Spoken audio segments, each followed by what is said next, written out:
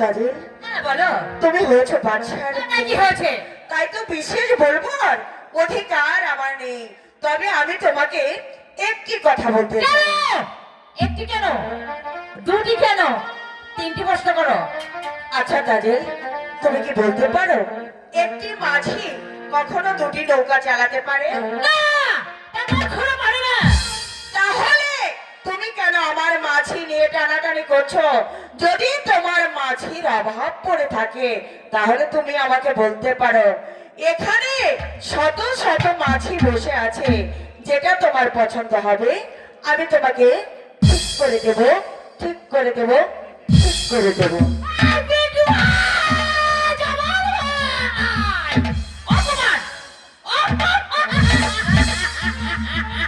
আমাকে অপমান করে গেল। এই অপমানের প্রতি সহ্য আমি না নিতে পারি। তবে তবে যাবি সাজবাসা অন্যায় নয়।